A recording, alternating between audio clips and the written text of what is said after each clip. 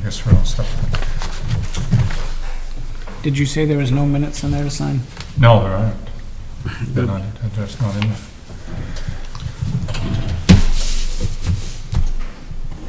So we can start the meeting. And otherwise, the minutes we have here, very happy with those. I am. I am. Yep. All right, so we got, If you do approve them, I'll have her put both sets yeah. in. Was there a discrepancy on the parcel numbers of the Johannesson property? I had him change that, there was, yes. So the number I had given you before, 8-29 or whatever was the West Windsor number. Oh, This is the Heartland parcel ID number gotcha. that I put in there. Okay. Okay, so we approve the minutes. Minutes approved. And,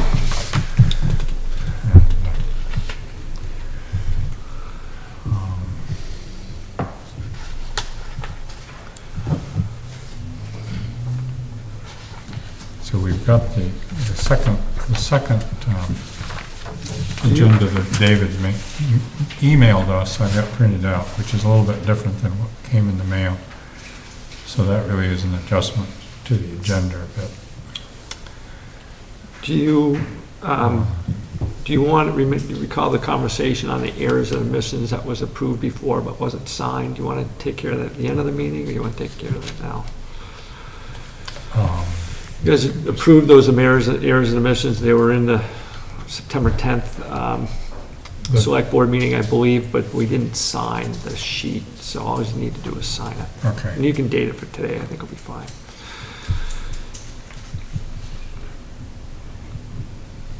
We were waiting for just 3 of you to be here to fill up the 3 slots.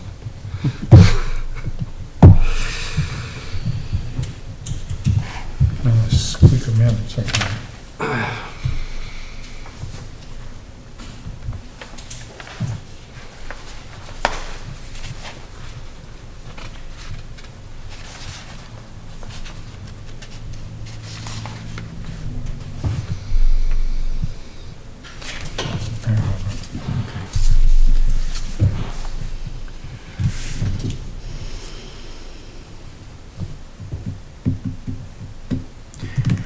So, we're right down to public comments. Trachtenberg, do you have something to bring up, or are you just here for the fun of it? Fun of it. No, I haven't. You what? I have something. I'm just wondering about the lines and that are going up, that are up, and if there's any way that they can be buried, and how far along is that in talking about them? It's a very long story. I can tell you that we are considering that, and we have quotes for how much it will cost. It's an astounding amount of money. And I'm not sure what our approach is going to be. Possibly we will let the voters decide what they want, well, we will let the voters decide, but whether we recommend it or not, I don't know. It's a So, very pretty little town, and we're going to be pretty with them going.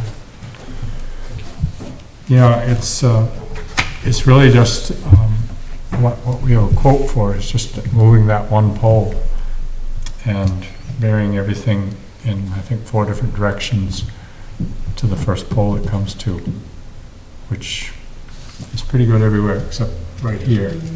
This one's pretty close. The rest of the way it gets out of sight. So, Thank you for considering. Yeah, and there are 6 different or 7 different carriers involved yeah. with the pole. Some simply going north-south along 5, and others going north-south and east-west.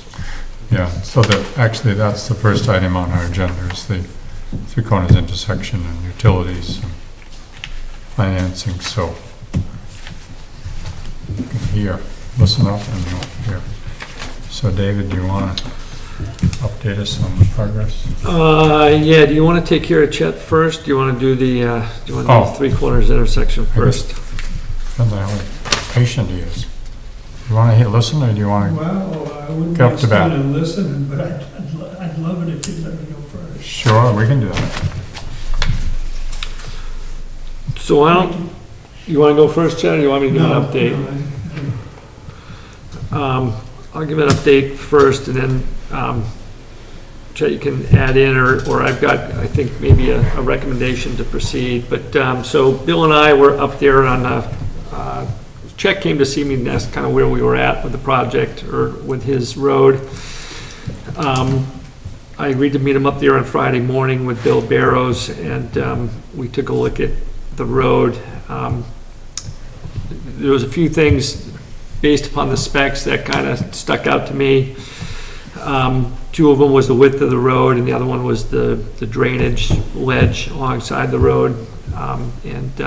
I only spoke for maybe about an hour up there. Some comments on the width of the road and the road leading up to it being a narrower width than what he's got there proposed. At the end of the day, I told him, and I can tell you, what stuck out to me as a priority on the road itself was, there's two places there that have ledge. And then right after, as you're heading towards the back of the lot, right after the second piece of ledge, there's kind of an embankment there that also kind of comes down close to the road. And we spoke about those three sections there. He had indicated that he was planning on bulldozing or kind of grading that bank back. We talked about the ledge a bit. I told him I felt as though there should be a 3 to 4 foot buffer between the ledge and the road itself. And if the ledge wasn't movable, then moving it towards the opposite side. Move the road to the opposite side. Correct. Or move the road Yeah. essentially from the ledges on as you're heading to the back of the lot. The ledge is on the right-hand side, and on the left-hand side, it's somewhat open, but then it drops off. I, at the moment, without doing a whole lot of more investigative work, I would say that there's room on that side to move the road with some fill. But either way, one way or the other, the ledge, I think, poses some problems. And the drainage, again, where the embankment is past the ledge, also, as is presently, poses some problems, and that was the bulk of the conversation. There's also some smaller issues, but that was kind of the biggest stuff that stood out.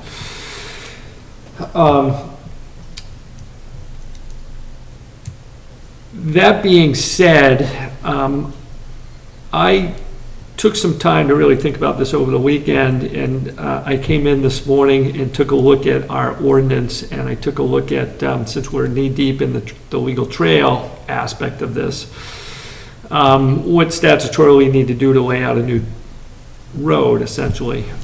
Both of them state, both our ordinance and the statute state that a site visit needs to occur and a public hearing needs to occur as well.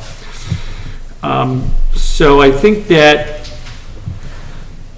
what I don't want to see on Chet's behalf is that, this is the second time he's been in. I'd hate to see us kind of go back and forth and say, okay, Chet, go do this, and he comes back and we go back out and we say, okay, why don't you do that? And we go through that process 3 or 4 times before we kind of get it right. And I would also like to make sure that Bill and I are also aligned with the select board as for what we're asking Chet to do. So what stuck out to me as what the statute is asking and what our ordinance is asking is that we actually do a site visit, a formal, as we need to do a site visit to it, look at what I'm talking about, look at what Chet has outlined. And again, testimony really can't be given at that point in time, but then we come right back here for a public hearing. And Chet can outline what he's got on the road. We can ask a couple questions if we'd like. And then a decision is made by the select board following a public hearing. It's usually in writing. And we can submit back to Chet what it is exactly we as a town would like him to do in writing and kind of spell that out. We kind of make sure that we're all on the same page. Seems to be the course of action that's laid out, and would seem to be the most logical course of action to make sure that Bill and I and the board are on the same page, and we have ample formal time to communicate with Chet, and then to lay out a formal response as to what's needed. You know, it is fairly specific in the specs, but, you know, I think that that's what the statute calls for, and I think it just kind of makes sense in this regard. So I kind of put that out there, you know, to the board as kind of an update of what Chet and I have kind of talked about and what I saw. You know, again, there's some other things up there that, you know, could be addressed, but again, the biggest problem I see up there is the ledge and the drainage, and a couple other smaller things.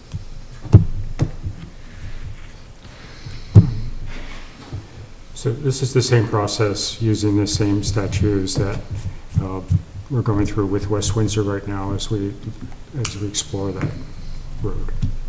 Correct.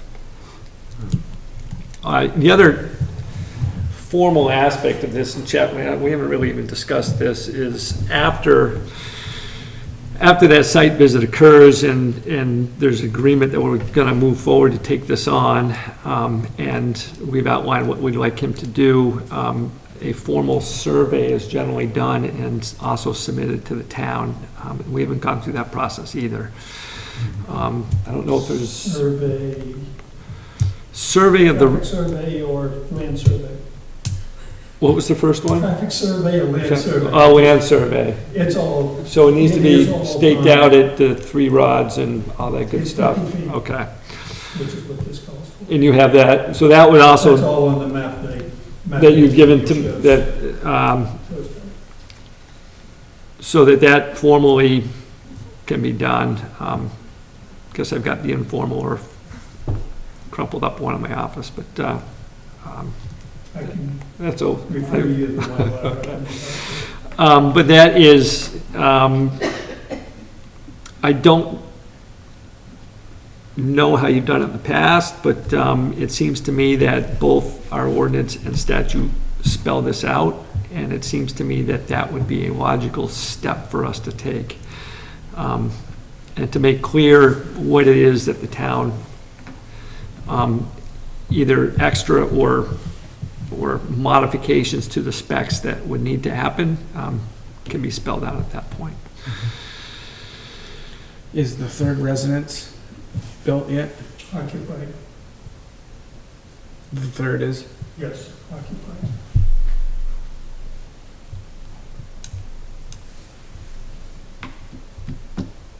That's actually a good question, Matt, now that you bring it up. So you got the old segment and the new segment, Matt, Chet, with the two, Patty Eastman is past the town road. Her property does not butt the town road anywhere. She has a right-of-way, a 20-foot right-of-way across Million. she the one right on the right-hand side as you come up the hill? The one that's been there for, Yes. Yeah, for 40 years. for 40 years? And then there's two that I built up here. That are both occupied? Yes, Oh, yeah. there's three houses with people sleeping in them every night. Yeah, there's also a house way Beyond down, the town road, there's also a house way down on the bottom, isn't yeah, on the left. there? Pix Lake? But that's on the town road, so that's not part of this conversation. Yes, right. The town road ends currently at the wooden 6x6 or 4x4, that's kind of, No, it ends at the top of when you crest the hill, there's a utility pole on your left and sort of a okay, G111 pole barn sort of thing, Okay. tractor park in, and on your right, it ends just past that barn there. okay, That 6x6 was when I was gonna put a cable across to keep kids from partying. gotcha. because that road's been there for 5 years, and we had some party issues out there. Okay.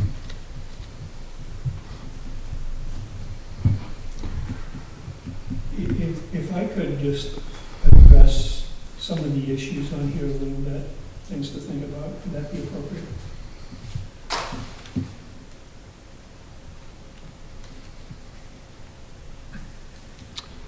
I don't see why not. I think we're gonna go through the same process, come whatever date we pick. Yeah, if you know things that need to be done, maybe that would be helpful.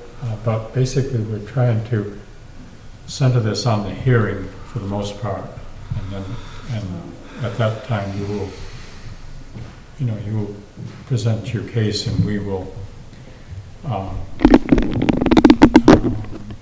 after that, once we hear everything and all the evidence, we will get back to you. So basically, the hearing is going to be the center of things, but if you'd like to Well, get a little better idea of what's going on, it's okay to get started, I think. I'm curious how you feel past this. There's two things that confuse me. One is the town highway ordinance was adopted April 1982. It's not signed, so I don't know who the selectmen were at that time. Then in January 13, there's a town road and bridge standards, and that was signed by the selectmen.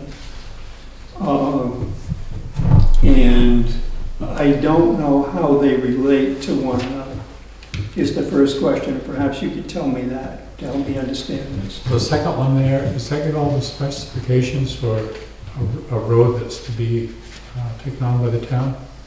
Well, it says town road and bridge standards, town of Hartland, Vermont. Dave gave it to me. You signed it. And I'm just trying to understand how that relates to the town ordinance. I can semi-answer that question. Okay, you better, because I don't know. exactly. So what was signed in 2013 by the town is essentially the town stating that they'll live up to certain specifications of the state in return for funding for emergency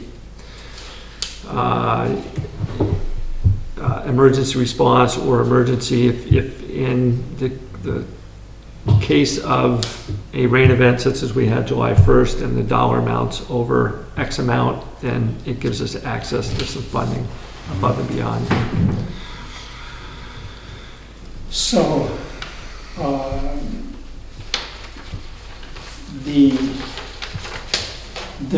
there's some discrepancies between the two that I'm not sure what will take precedence one over the other. The width of the road seems to be a sticking point in the discussion that we've had. And this 2013 document gives no specification of a width of a road, period. I think it's interesting in the 82 document, the highway ordinance, it identifies what class 1, class 2, class 3 roads are. And its definition of a class 3 road is a highway that's negotiable under normal conditions all seasons of the year by a standard manufactured pleasure car. This would include but not be limited to sufficient surface and base, adequate drainage, and sufficient width capable to provide winter maintenance. That's the definition of a class 3 road. Now when we flip the page and we come into the specs for new public roads, it says that there's a minimum traveled way of 24 feet. I stopped 9 places on the way from my house down on the Queechee Road just now coming down. I measured 21 to 23 feet. Most of it at 21, 22 feet. I had a couple 23s. So what you're saying is that for a dead-end road, it's got to exceed what a Class 2 road is, exceed the Queechee Road or the Brownsville Road. I think you want to remember that what Dave said, and I think at least I would agree. Our emphasis here is more on making sure we have good drainage and that we have things out of the way so the road can be maintained. Okay, but I don't know how the document, how severable the document is. So let me shed my interpretation. It also says it's got to be paved, I know. asphalt paved, 24 feet wide. Dave? So I wasn't there in 1982. Yeah. I was, You don't have to tell I us. you were still in school? I was not in the school in Maryland, but it was similar stories. But anyway, a Class 2 road or a Class 3 road today can evolve, and as you've pointed out, we have narrower and larger roads. Hartland Hill Road is different than Garvin Hill, and which is all different from Blodgett Lane, which I believe is also a town road. But I think the intent here is that going forward, that there is a standard, there is extreme difficulty in, say, grading and maintaining Blodgett Lane, and even Garvin Hill for that matter. You mean where the graded blade doesn't fit? And that going forward, it provide the openness and the space and the specs that we want to last out into the futures. And again, the board, can lay its, again, I wasn't here in 1982, but I think that since we're taking new roads on or laying out new roads compared to a road evolving over 100 years, I think the thought process is better or easier to get it right going forward to begin with than to try to evolve over the next 100 years, I guess would just be my understanding of it. Chad, I think there's a statement at the end of that, something about the board using some discretion about details on some things. Just where that is. But. Okay. I hadn't noticed. Because I'm reasonably sure we don't want you to pave it. I can say that. And I mean, that's the problem. Is there a list? Can I get a list if we're going to do a formal hearing and I'm going to present evidence and so forth? Can I get a list of all the highways, roads that have been accepted by the town since 1982? You can if you want, but I'll say this. That's not going to be good evidence because we need to go forward, not necessarily looking backwards too much. My question becomes, have you accepted any road that you haven't gotten state aid for, that hasn't qualified for state aid? I don't think so. No, Okay. I think they all. Because I took a ride out Ocean View Boulevard today too. That consistently takes 12 feet. And that's going into the grass on the edges. And that's one that was recently accepted. Yeah. We won't even talk about that other one up off Mount Hunger. But I'm assuming that you just told me that did qualify as well for state aid. You've got a big advantage, as did Ocean View Drive, that it's not very steep. Right. And Right. compared to the other one you're mentioning, which is probably too steep. Yeah. Yeah. There's We make some effort to be good guys here too. I know that. So, I know that. I think, And Dave alluded to part of where I'm at. I don't want to draw this out because we may look at a big night here. I thought you'd have a packed house, but Louise mustn't know. Anyhow, if you're not gonna take it over, it's perfectly plowable, maintainable the way it is for you.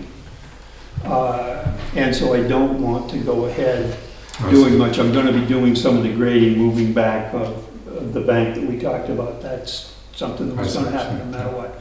But I think, perhaps I could generate a list, my understanding of specifically what it is that Dave and Bill talked about, so that I can, yes, if you take it over, I will do these things. It's a matter of some more load to hard pack going in, basically, and then grading this bank out and making sure the drainage is going in one place, doing some little bit of dozer work. But, okay. So can we set a time for a site visit and public hearing? We have to have a number of days, and I don't remember the date. It's 30 days, and I think we'd be looking potentially at the end of the second week in November or something. I would give me until into next week to be able to put this together and put it out. So I would give me till maybe next Friday to get it out. A week from Friday. I'm pretty booked up this week, so that's to get all the abutting landowners. It's got a certified mailing jet needs to go out. Okay. That's to get the wording correct and then get the abutting property owners in line and then actually get it certified out. We don't have to discontinue one, so we don't have to do it twice, Martin, so it'll be easier. So is that the week of November 12th, possibly? Holiday. So what's that Friday? 12. So 2 weeks from Monday, I would say would be, and then 30 days out from there, I would say would be a safe. Okay. 2 weeks from today. Then 30 days. So Yeah. I'm confused. I You would do a, agree. Yeah, 2 weeks from today plus 30 days.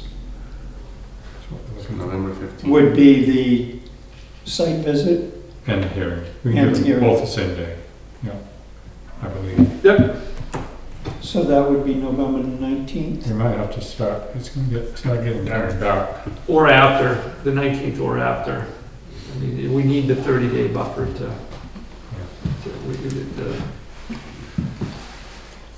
the notice can go no It's gonna be later, dark. no later than 30 days. It's gonna be dark. Saturday or something. 5:30, November 19th. Could we start a little quicker? Well, we are for the legal trail in, Yeah. on the Blood Hill. We're starting at 4:15 on one end and 4:45 at the other end. So Hartland will be meeting the at 4, yeah. The other Yeah. folks will be, it'll be getting dark, but, yeah. And then back here at 5:30, so we can meet. It's up to your schedules, but we can meet I think earlier. we would have to meet about 4 o'clock on the 19th of November to make this work before dark. I'm just guessing time's gonna change too. Is that? If you have time, drive up the Eastman Road right now, sometime in the next week or so. Well- Just to, I've been up there. recently, to look at the town road as Oh, well. Yeah, Matt and I stopped there about a month ago. Anyway, maybe we They were go the there. one that Yeah, yeah, yeah, I've been up there recently too. took a good look at it. yeah. So, Well, we're hard packed out to the end now. So we can go up, I'll go up again. Yeah. But still, we have to have that site visit. Does anybody know when the clocks change? The first weekend in November, the 4th, the 4th, I think. So that's gonna cut an hour off our night. Yeah. Life. November 4th. Yeah, Yeah. so that's gonna be getting dark starting about 4 o'clock on the 19th. It could be snowing too, The same week as Thanksgiving also, but, no. Are 22nd. you, Yeah, the 22nd is Thanksgiving. And this is the That's 19th. my grandfather's birthday. is this important for you to get this done this fall? Yeah, I'd rather have you plow it than me. Tell you what, you could take over and plow it for the winter and see how it goes, and then we can do it in the spring. Yeah, well, it's not my job. What an offer. So, What day is the 19th, though? Monday's the 19th, and should we just say 3:30 to make it much easier? That's 30 days after, 30 days after. I didn't do a conversion to Julian and add 30 and then back to Gregorian, or the other way around, I forget which one it is. That's fine, I just want to know my time frame here. So we're talking November 19th is the actual Monday? Yeah, Okay. Monday the 19th which would be a normal meeting. 7, at 4, 14, 3:30. Yes, it's 30 days. Yeah. Can you make that happen? Tell you on the 19th. Who knows? You don't need to be winding down or so wound up, Yeah. you are trying to get everything done. Yeah. So I believe we've moved, Chet actually officially handed in a letter of a request to have us do this, but I think in the spirit of the statute, you should have a motion. The first motion is to initiate the proceedings to lay out a new road.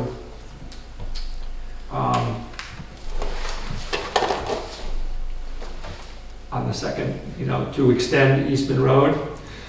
And then you should approve that motion, and then you should have a second motion to set the date and time of the site visit. And then the public hearing would need to be, again, I would just have it during the regular scheduled select board meeting when we're back here, or you can have it a little bit earlier. You can have it at 5. If we're up there at 3:30, have it at 5 here, or 4:30, and try and get it done, because that is gonna be budget season, by the way, and we'll probably have some sort of a budget presentation. Yeah, so, yeah, let's, I would think an hour would be long enough to do it, because it's right there. Depends how cold it is too. Yeah, and I think an hour between our scheduled meeting up there and Oh, our hearing date should be ample. So let's do it like that.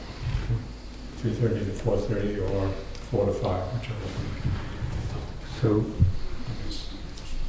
should I make a Yes, motion? go ahead. Um, If you got this. Make a motion to initiate proceedings to extend Eastman Road.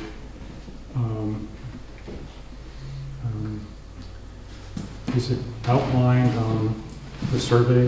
We know exactly. It's fully outlined, it's delineated on the survey, and it's recorded. As And outlined on the survey for the parcel. I think that's all I need to say. Yeah, and maybe, do we need a parcel number from? I'll have to flag it down.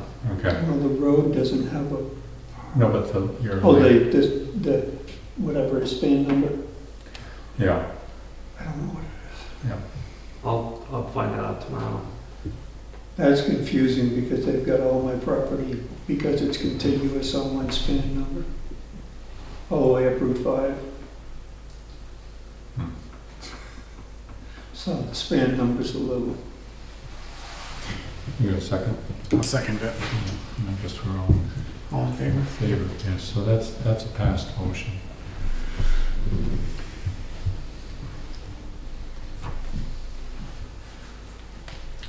I'm a little confused on what time we're saying for the 19th. Is it 3:30 or 4?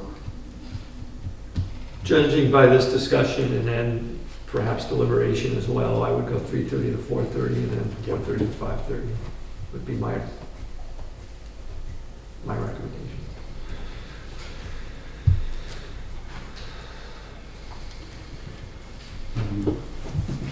So Dave, I'll need help on this one. So make a motion to have a public meeting on November the 19th at 3:30 PM. Meeting at Eastman Road For a site visit. for a site visit. Thank you, Matt. And then returning to Damon Hall at 4:30 for a public hearing Okay. on said site. It's actually two motions. So the first motion, as you pointed out, if I understood this correctly, the motion was to warn a scheduled site visit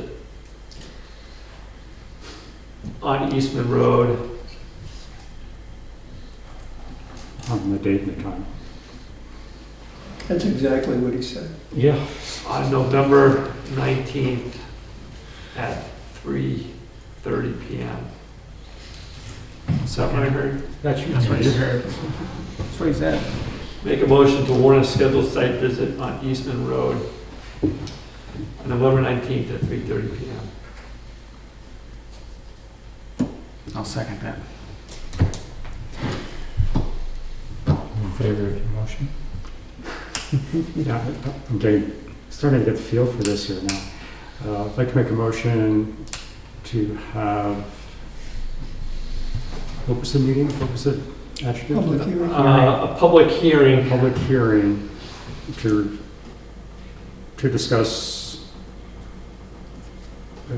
I call it presenting evidence. for presenting evidence on the creation of a town road on Eastman Road. So, let me make sure I heard this correctly. Yeah. Hold on. And next time I'll bring that paperwork, which I have home, so.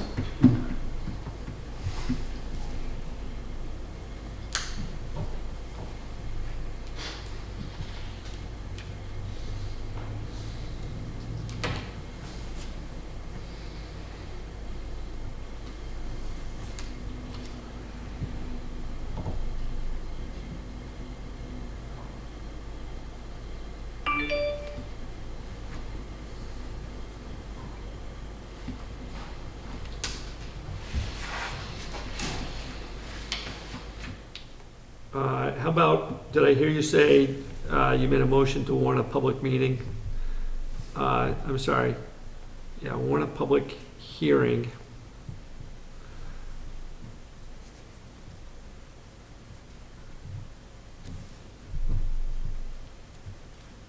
on November 19th at 4:30 PM in Damon Hall for the laying out of the extension to Eastman Road.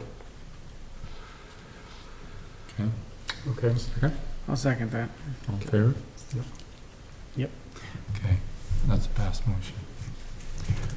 That should do it. So-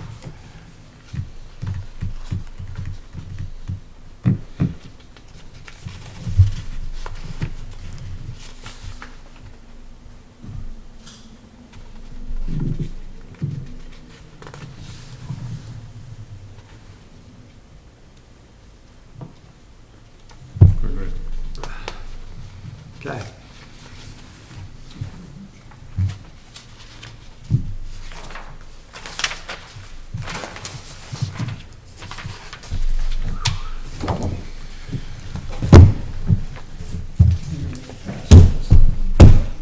You're gonna pass, okay. It's exciting stuff. Yeah. Oh.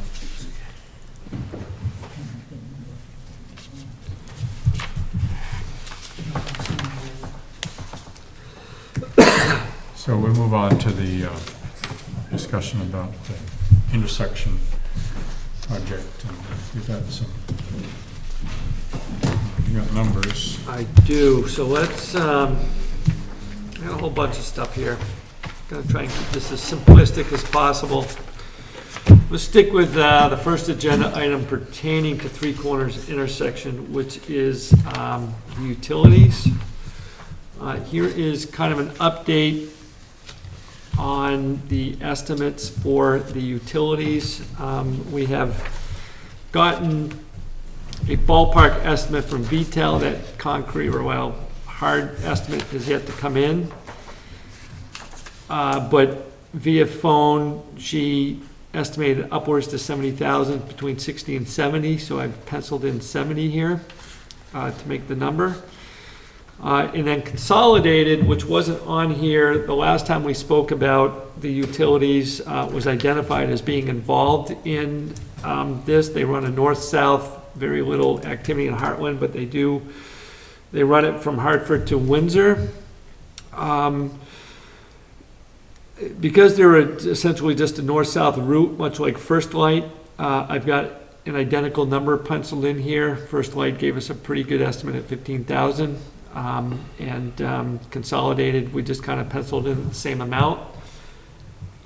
Consolidated is a little bit of a wild card because, interestingly enough, Consolidated, which used to be Fairpoint, which used to be Verizon, which used to be a bunch of things, but before that was Bell, essentially. And they are already underground, and they run essentially underneath the sidewalk alongside the mansion there.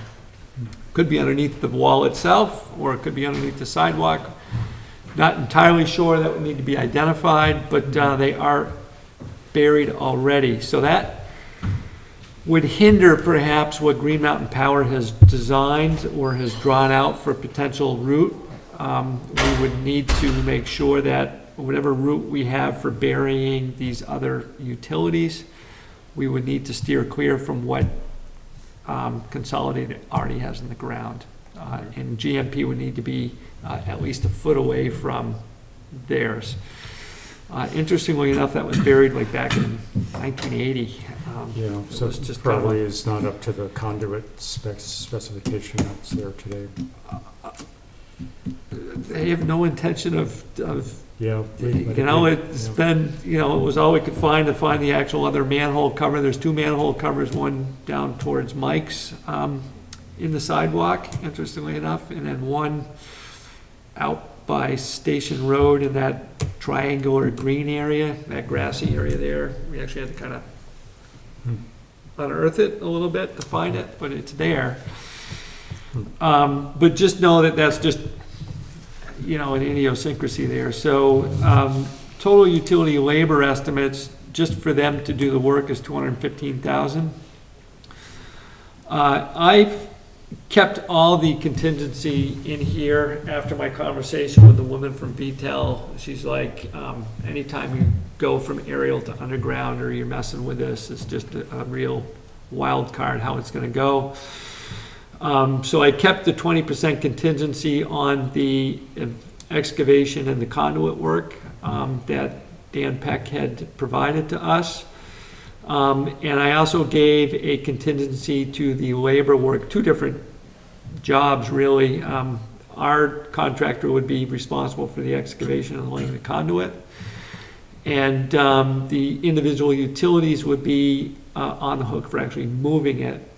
So there's 20% contingency on our excavation, and I put a 15% contingency on their labor just because this is all kind of general estimates we're working with. So that came up with a $437,250 estimate to bury the lines. Now, in piecing this together, I wasn't at the town meeting. I could be completely wrong. They kind of keep throwing out this $1 million figure. It seems to me that the $1 million figure comes from piecing the two projects together, because it does come to about $1 million. The project that a standalone project without the utilities, and then you add the utilities, comes to about $1 million, like $960,000 or something like that. So that, again, if we were to consider this further, there was some issues outlined that not all 5 or 6 utilities could come up on the same pole over in front of the post office, that some of them would have to kick down to the next pole. We would have to identify exactly where the consolidated lines are. We would need to outline these to Green Mountain Power. We would need to strengthen that design work, you know, and then we would need to get each of these utilities together in a room and say, okay, this is all great, it's gonna work, you know, and just make sure that we've got more of a plan than simply the estimates that we've put together. But as a broad stroke, it's probably a pretty good indicator of, you know, what it would do to the project, and where we would end up. In discussing this with all the utilities, there is a significant amount of activity out there on that pole. In a nutshell. Yeah, okay, thanks for drilling away at this, because it is complex. And if I recall, there's yet another option which may not change the price tag, but to push the pole back toward the wall of the mansion, and then go underground a little bit further south, so allowing the north-south vendors to stay in the air, kind of out of the main site, and only burying the wires that are coming toward the west here. So I think, yep, and that was identified, and I think that is something that Bob may have looked at back in the day, and what was part of the conversation. So I think that if we were to progress, we would really need to, you know, it's one thing to go back to our engineer and he'll say, yeah, I'll do this, and it'll add another $5,000 to the contract. The utilities are gonna get, you know, we can only go back to the well so many times and say, okay, what about this? I think that it would cut the price down. I don't know how significantly. I think it would cut it down, by pushing that pole north on Route 5. I mean, I don't know if it's a true north, but towards the mansion, towards the sidewalk, letting the first light anyways, and consolidate doesn't matter, but and then you're simply burying over to the bank, essentially. It still gets rid of a significant amount of the wires, but not completely. My understanding is yes, that, you know, you've got half the burying. And then there's been some comments that, you know, perhaps in certain directions it should be pushed back to, you know, the next pole beyond. It's coming up too soon. So I think that if there is a decision that, yes, we have the desire to bury, then I think that we need to really decide what is it, you know, what aspect of this do we really want to pursue, so that when we get these utilities back in the same room, it's like, okay, this is great, but this is where we need to narrow this and turn the corner here, so that we're not kind of flip-flopping back and forth.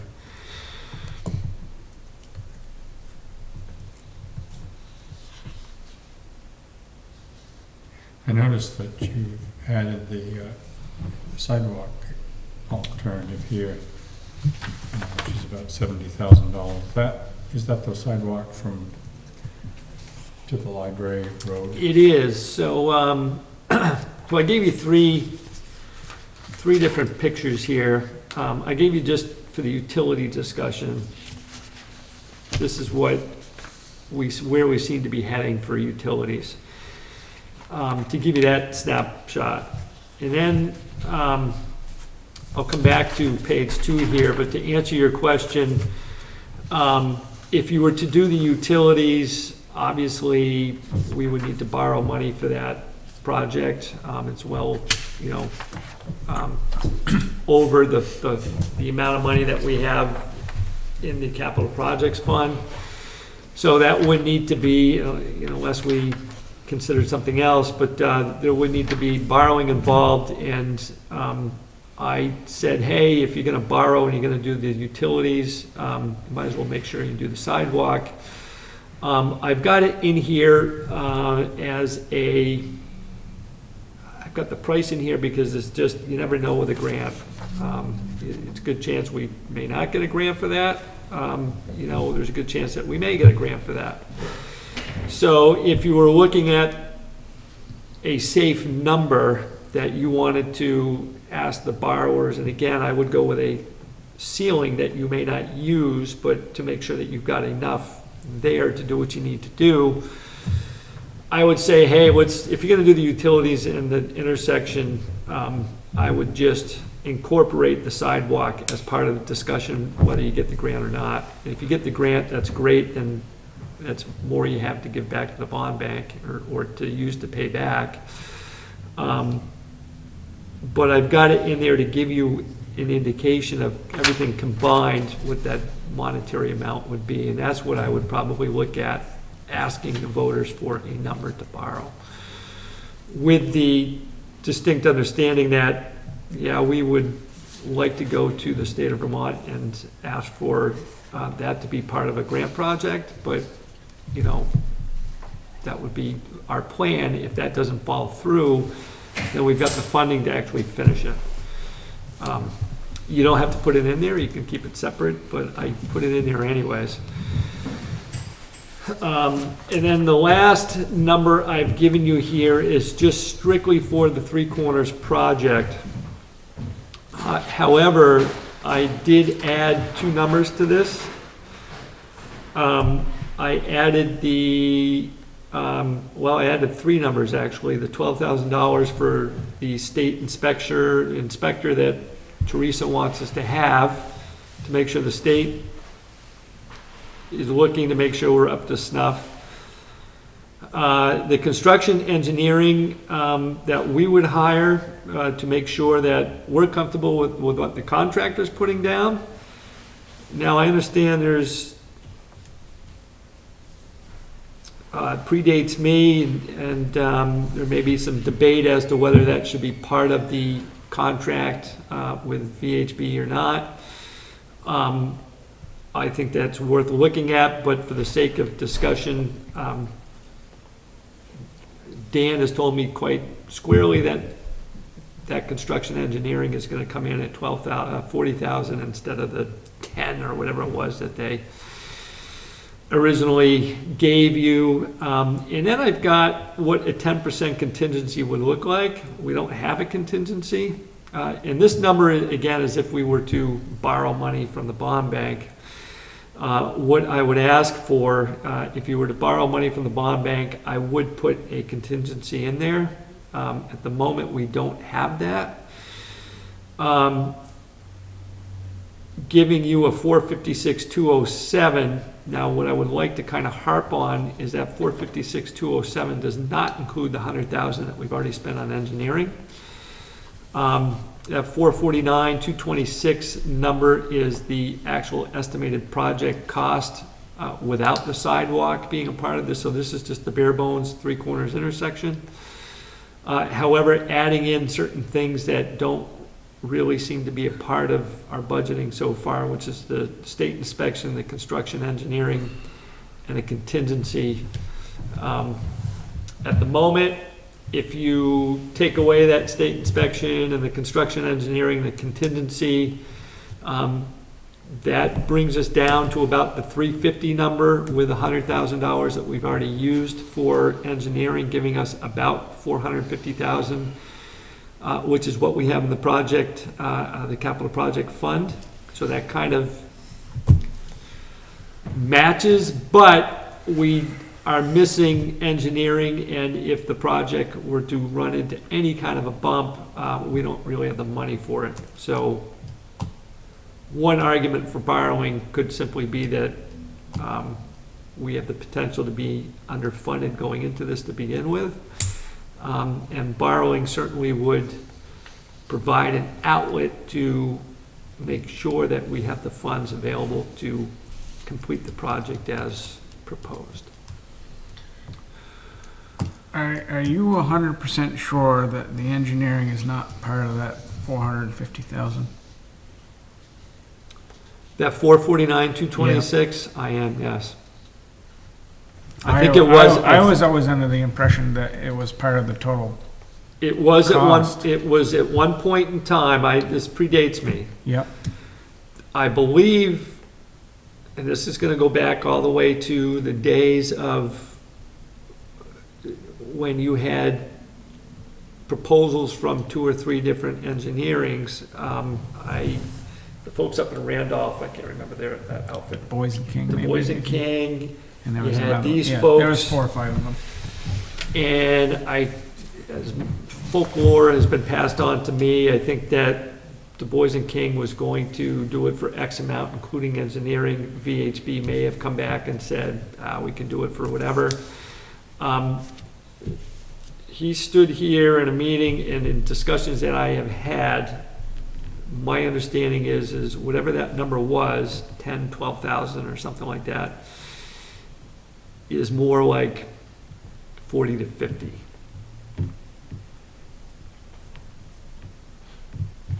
So, And part of actually, the number I'm talking about is the money that we've already paid VHB in engineering. That is not part of the 450, or is it?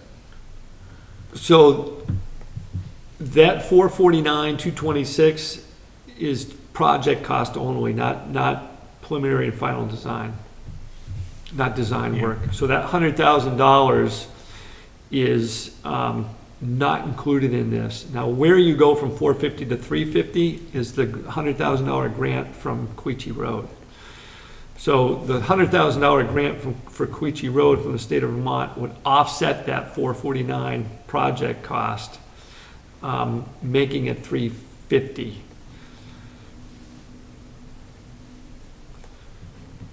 Does that make sense? So if you don't include the state inspection, if you don't include construction engineering, and if you don't include any project contingency, there is a $100,000 grant to offset that 449, brings it to 349. But then you add back in the design work, brings it back up to 450, which puts you within the cap of your capital project fund. But if construction engineering needs to be factored in, I know the state inspection needs to be factored in, and if you have any overage in the project, then that's not going to be part of that 450 you have available.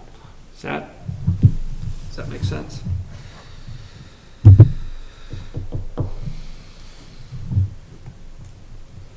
So Matt, if you just fixate on the 449 Well, number. what doesn't make sense to me is the preliminary planning. So really, the whole project's 550, if we're rounding up numbers. The whole project, correct, is 550, exactly. But remember, to offset that 550, Is the 100,000 from the exactly, grant. yes. All right.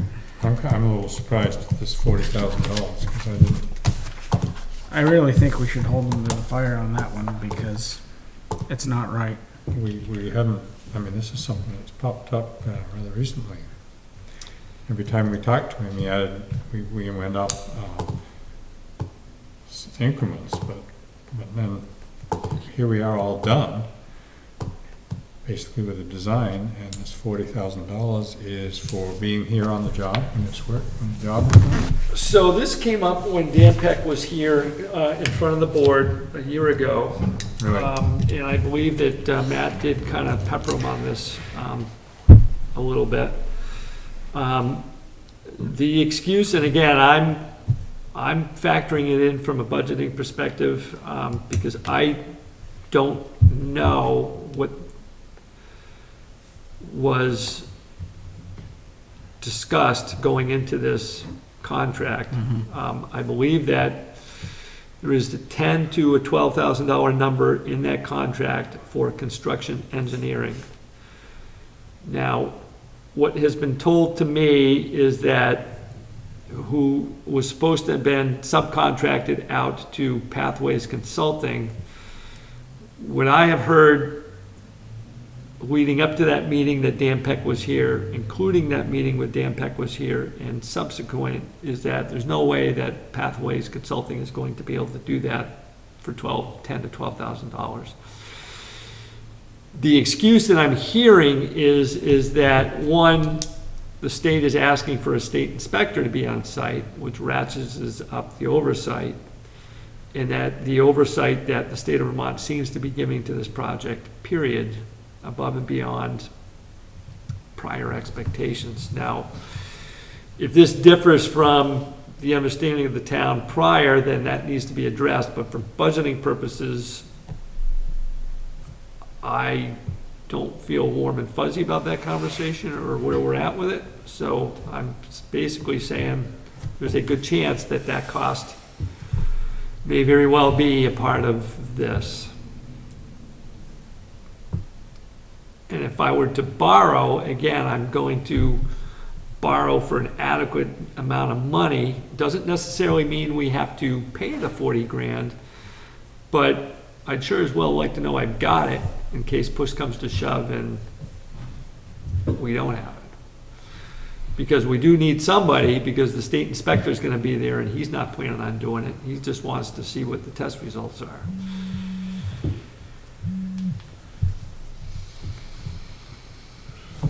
Yeah.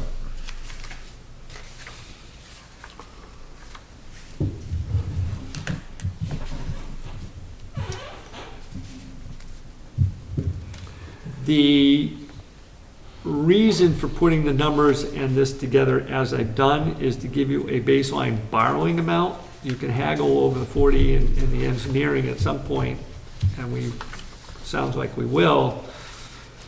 But if I were to borrow, I would factor in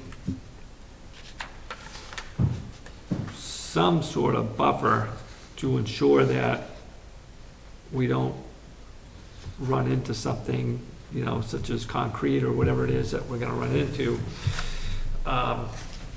while we're digging the intersection up. At the moment, we've got, unless the project comes in $50,000 underestimated, which would be an interesting scenario, I get the feeling that we're underfunded rather than overfunded. And if I were to borrow, I would make sure that I'm carrying the proper capital to make sure that we don't have egg on our face.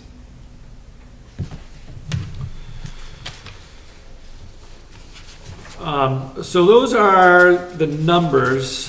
The following couple of pages are borrowing amounts. The best interest by far is with Mascoma Bank. The problem with Mascoma Bank is that they will guarantee an interest rate 10 years out.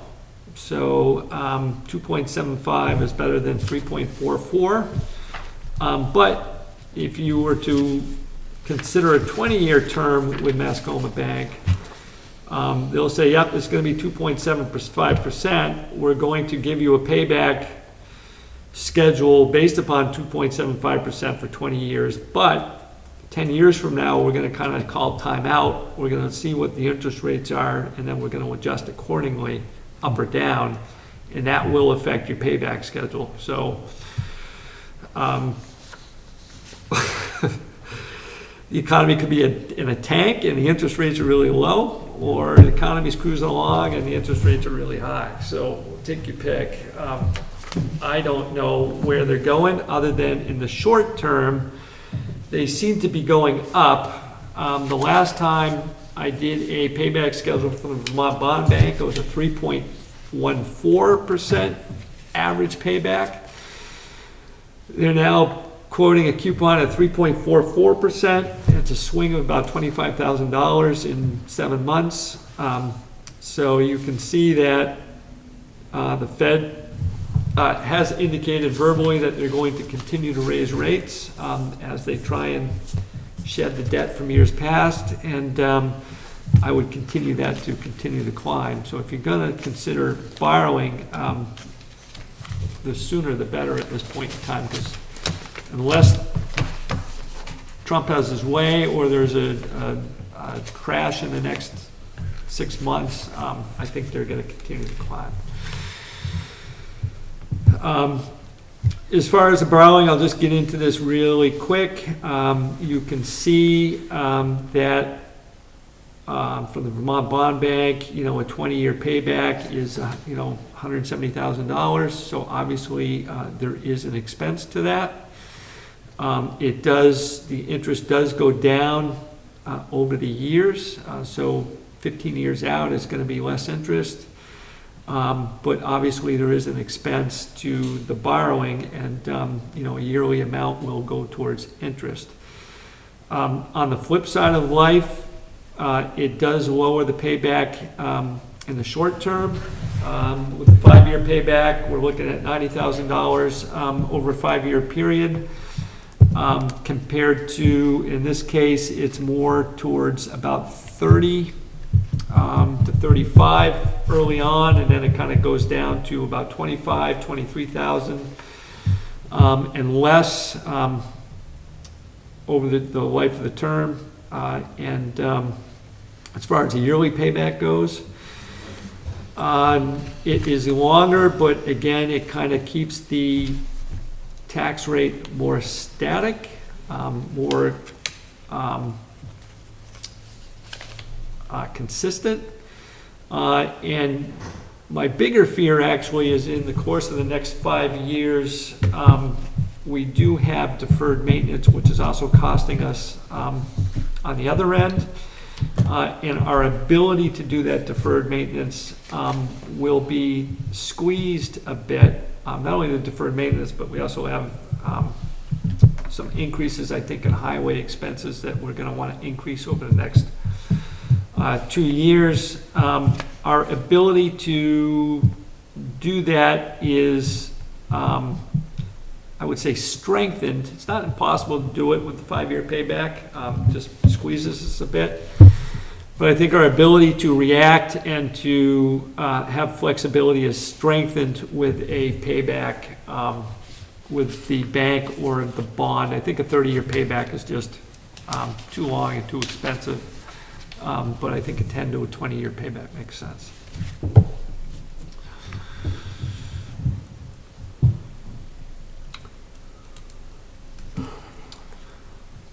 So if we would go to the bond, we would have roughly $67,000 for those 5-year period that we could put toward maintenance or roads.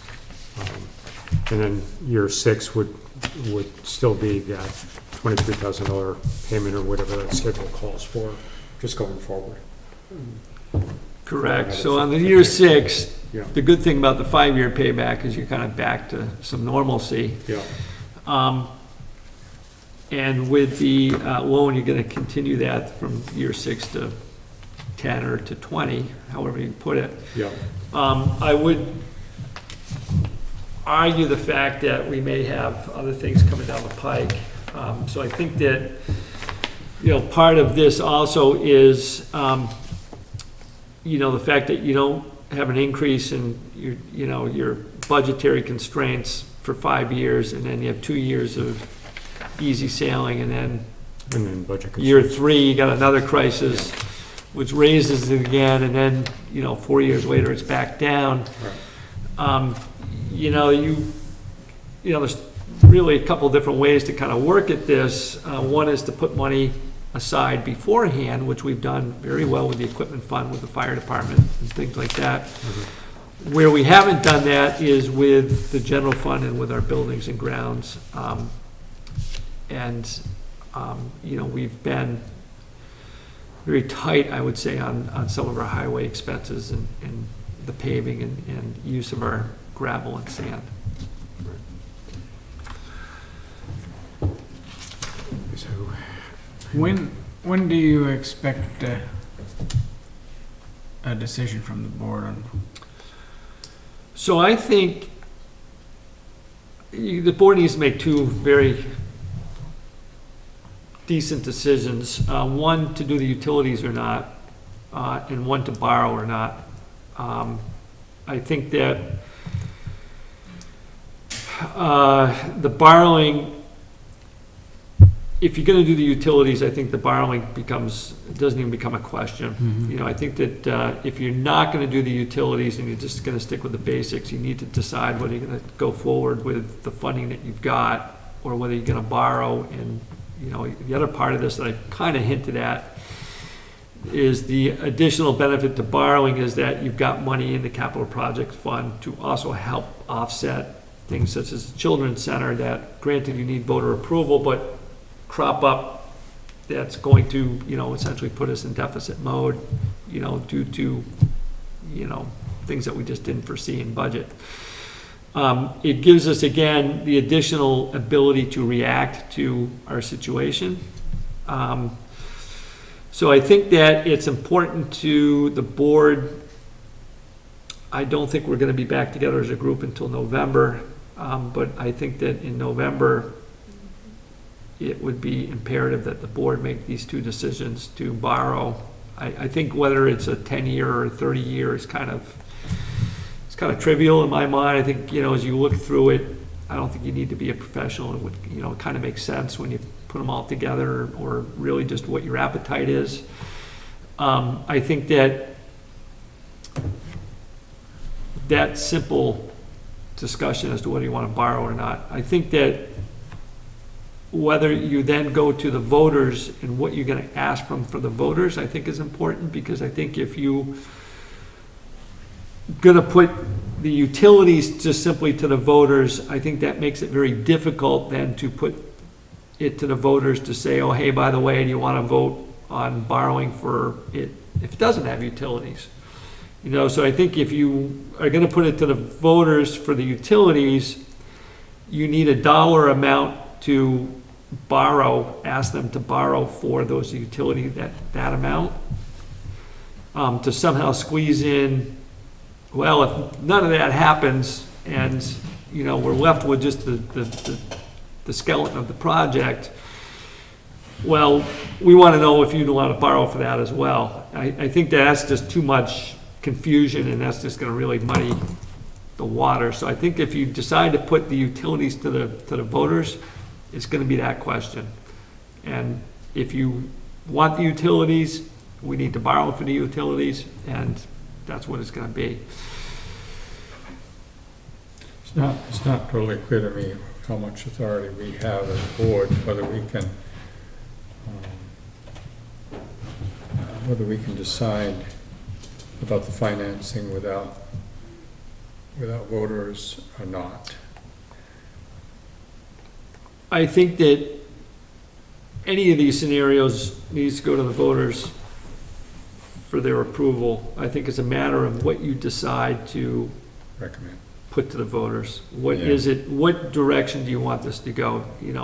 Either just makes sense to the utilities involved. We're going to go into the utilities. If that gets shot down, then it leaves us in kind of an interesting situation in that, okay, we've got just the bare project. We need to consider how we want to fund that.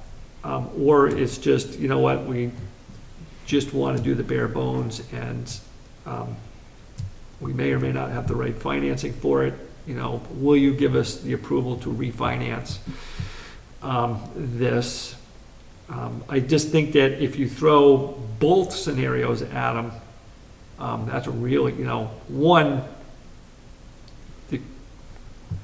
I just think that that's going to be a lot to absorb, and really a lot to try and explain and to get somebody So I on think board what with. you're saying is we should decide, One article, well, right? we should decide how to present this idea of the utilities to the board. We've got the intersection project is voted to do, so we should assume that we're doing that. But are we adding utilities? And so we asked the voters, and it would be nice if we had a recommendation. But then when it comes to the financing, I think we could come up with a really good recommendation to the voters from the board. I think that would be far easier than the utility question. I agree. I'm not following. So you're saying that if we do the utilities, we could present the package? Well, I'm saying that if we're trying to recommend, say to the voters, this is what we think is a good idea, Yep. I don't anticipate that question's gonna be easy to answer on the, what do the utilities or not, by the board. But when it comes to the financing, deciding on one of these scenarios, I think we can Come to an we agreement. can come to an agreement on that. Yep. And recommend, this is the best, what we think is the best way to go. Right. But isn't that 2 votes Yes, I think so. or 2 articles? Yeah. Um, Yeah, I find the utilities just to be. Not really, it's, Potentially 3, or 2 radically different articles. One asking for a monetary amount to do utilities, the other one asking to refinance the existing project. So, so let's just say both numbers are 500,000. So we would actually have 2 proposals on there for refinancing the core project for 500,000.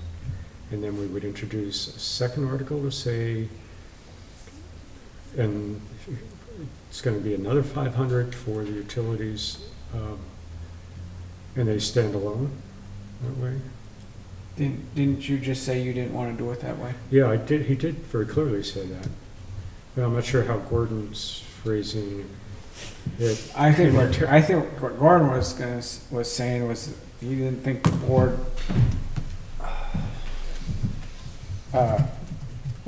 would come to an agreement on the utilities, but the board would easily come to an agreement on refinancing. So I do, you put Am that, I right? I don't want to put words in your mouth. Yeah. If we're just talking the board, I agree with you Yeah. on that. Yeah. so the way you worded it does have promise to refinance $500,000 for the project. Would you agree to raise $500,000 for the bearing of utilities to coincide with the Three Corners project? That may work, Mhm. actually. See, we have in place a plan to do the intersection and use money that we have on hand, pay it back in 3 years. I think what we are gonna come to an agreement to, is to extend that out to a longer payback. In fact, leave our money intact, borrow from the bank, possibly, and extend that out to a longer period. Mhm. I think the board can come to that agreement fairly easily, Right. but I see the utility question as much more difficult. Yeah. And, Yeah, I agree with you. and Gordon, I wrestled with that so much. I mean, when I look at the intersection, I see wires and poles and you weren't before, but you do now, right? I do now. Yeah. And then as I look at this number, I say, I just, It's interesting that in Woodstock, in 30 years, I don't know how many years ago, 35 years ago, Woodstock's always had a lot of fairly well-off people living there. mm, And then when one person came into town with immense amounts of money, he said, let's get rid of those wires, and he paid for it. So, but I wonder if he hadn't come into town, if the wires would still be up in the air or not. Interesting thoughts.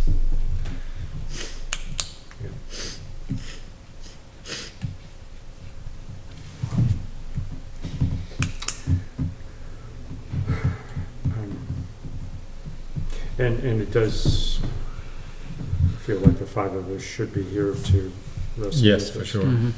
definitely. No, we're not doing, But, we're not answering these questions. yeah, I do feel things are more concrete now. You know, before, we were saying, well, what if we borrow it? Oh, yeah, there's a philosophical thing about borrowing or not borrowing, but now there's real numbers, and we can actually sort of say, okay, here's what it means.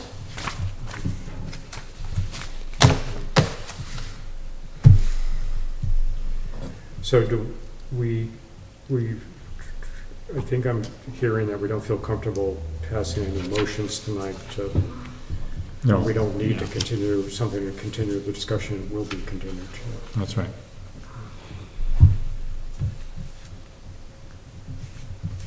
Yeah, I actually don't think there's a whole lot of point in I was surprised actually that much the more.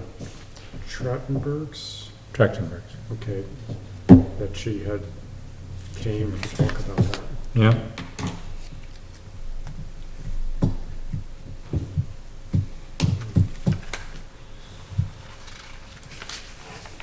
They didn't write a check for $100,000. well, I'd be glad to pay my share of the cost, but that does not reflect my opinion.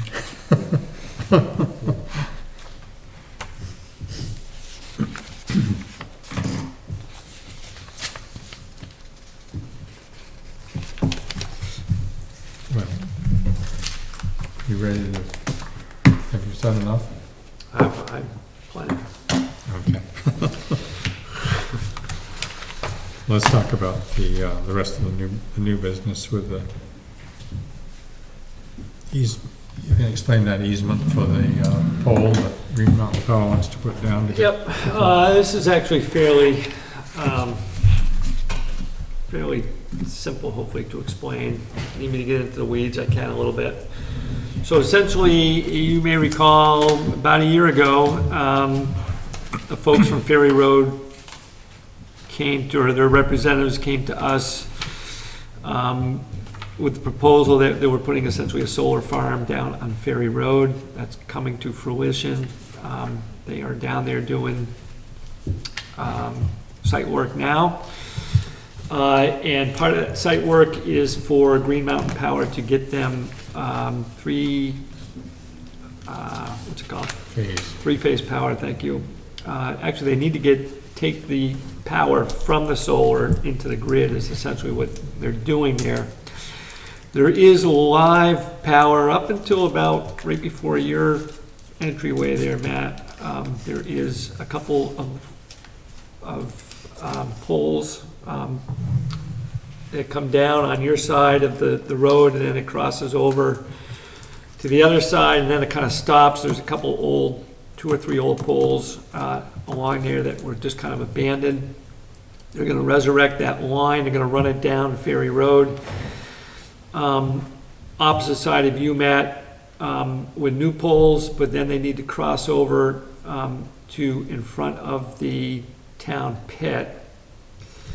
Before or after the gate? After the gate, towards the shooting range. I'd say maybe 50 yards. It's already staked down there. Maybe not quite 50 yards, but it is past the gate, almost opposite of the entryway into where they've kind of put down new hard pack and stuff like that, kind of done site work into that entryway there.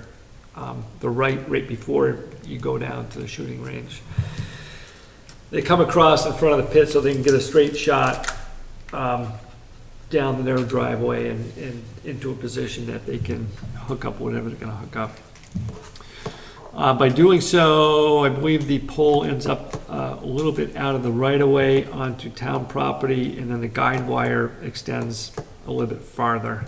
There will be cutting all along Ferry Road, so that's going to get opened up quite a bit to get their lines clear, or to clear for the lines. And then as it goes diagonal, it's about a 100-yard stretch from opposite of you, Matt, towards that pole in front of the town pit that they're going to put in. It's going to go diagonal, and they're going to there's overhang over the road there, and then they'll take out about 15 yards around that pole that's going to be in front of the pit. So that will get cleared a bit, which actually, especially for Ferry Road, so I didn't think that was a bad thing considering what's going on down there for growth and stuff. So in order to do so, in order to place the pole in the guide wire, they need an easement from the town. You see the easement in your packets. That's kind of it. Dave, you may not know this answer, but are there other service organizations on those poles right now? Up towards, there's maybe a little bit of activity rate where the cut wood is there, and the other solar farm, I'm not sure whose property, D&D's property, maybe Yep. that. D&D. Oh, this is a separate solar farm? Yes, it's new. It's a new installation Oh. down towards the shooting range. Okay, so where I was going is the solar farm at the gravel pit off of Hartland-Quechee Road in Quechee, which was put in a summer or 2 or 3 ago. And there was major construction with new poles. And now, all along the Hartland-Quechee Road, you have a double set of poles. You've got the towering ones for the carrying the solar collector energy to the grid.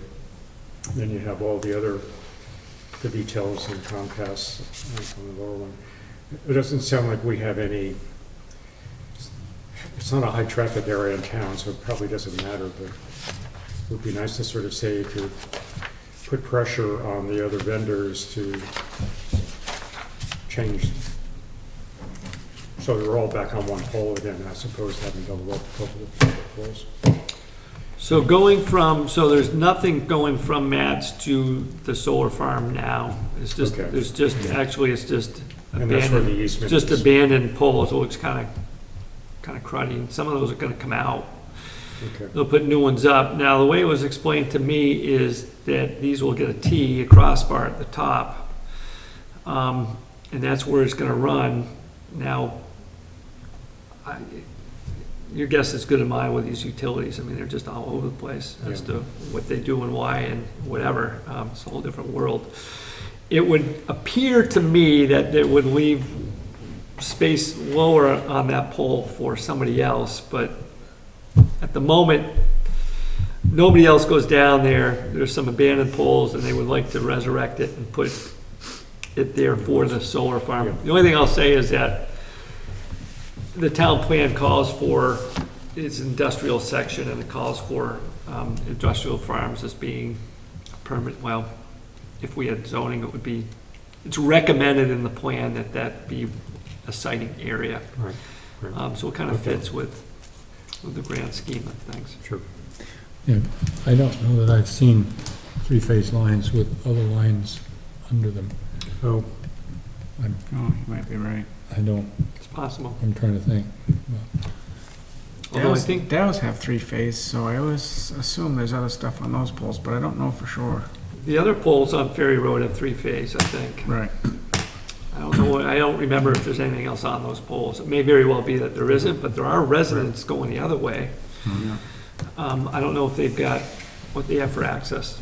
I think VTEL is most of Heartland, so they've got at least VTEL maybe.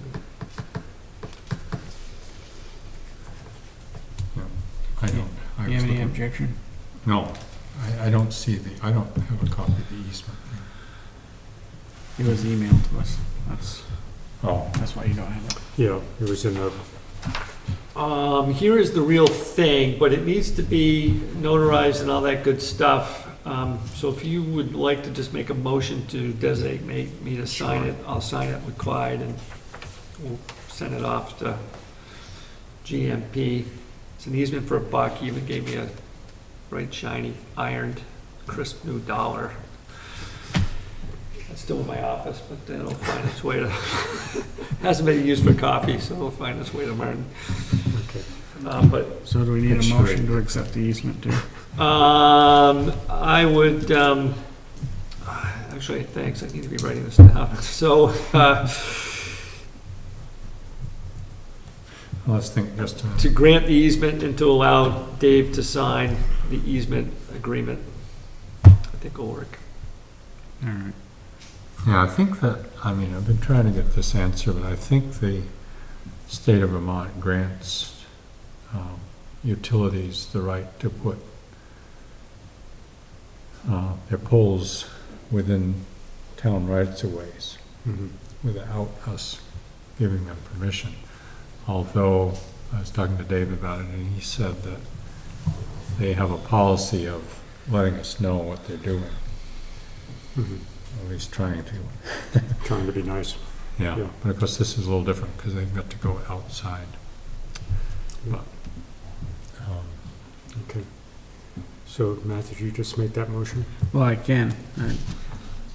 I make a motion that we grant Green Mountain Power an easement on town property on Ferry Road, and that the town manager can sign that paperwork. Second yeah, motion.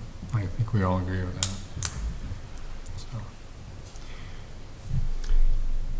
And the dollar is invested wisely. yeah, as long as you make sure Martin gets that. You know, May actually be right here in the envelope there somewhere. Oh, look at that. Christmas can be.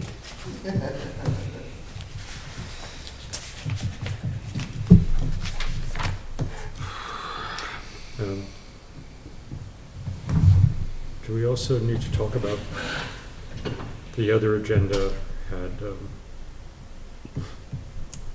the bridge work? It's actually in town manager update. Okay. okay, so tell us about the winter sand mix. I'll explain it, How why you it's, gonna- why one is one way and the other one's the other, Okay. when we get to it, but, Okay. How's that gonna get mixed, how's the sand gonna get mixed in? so winter sand mix, the plan, was to mix it, essentially bring it on site and mix one with the other and put it in the truck, or put one in the truck and then the other and then dump it. So it mixes together. And let me just go back to emphasizing why we wanted to get into the winter sand mix. One, we have had some people look over our shoulders and look at our roads and say, that looks like really bad sand, of which the impression is what we're putting down. It is silty, it's very fine. It really doesn't do a whole lot for us in the wintertime.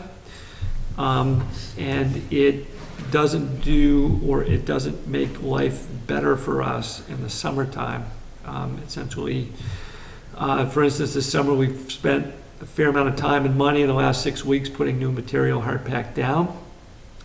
We're essentially putting a fair amount of this product down in the summertime, depending on the winter that we get, which essentially just will silt through to the road.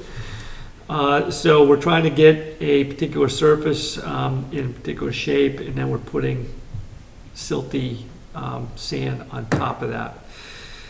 So essentially mixing that, and a good mix would be 50-50, would be to get 3/8 inch stone or something close. Number 4, the sieve analysis that we got on this particular product was skewed towards number 4 to number 16. I'm not really sure what size 16 is, but number 4 is just below a 3/8, but fairly still decent size. In the wintertime, that gives us more traction for what we're putting down. And in the summertime, it gives us more of that stone on top of stone that we're kind of striving for. So we don't get that when it rains, that silty type of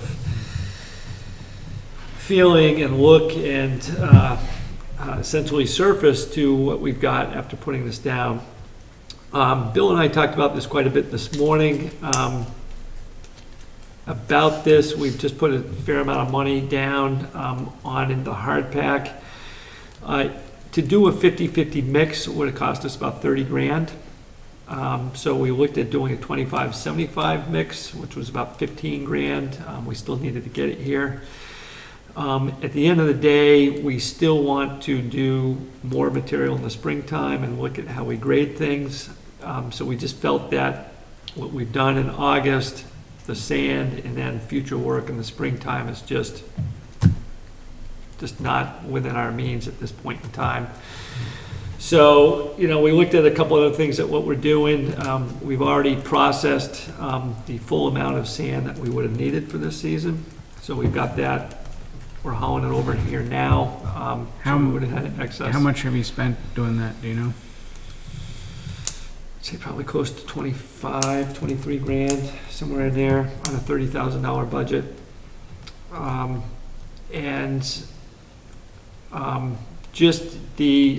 Believe me, I'm all ready to go and do it. I'm disappointed that we've got to put down this product over what we've got and what we want to do in the springtime. I think by all means, this is something that we should be doing. Most towns do dabble with it, and any towns that don't, they strongly recommend that that's what you should be doing. Looking at our roads and understanding this surface and the materials a little bit more, it's kind of a no-brainer.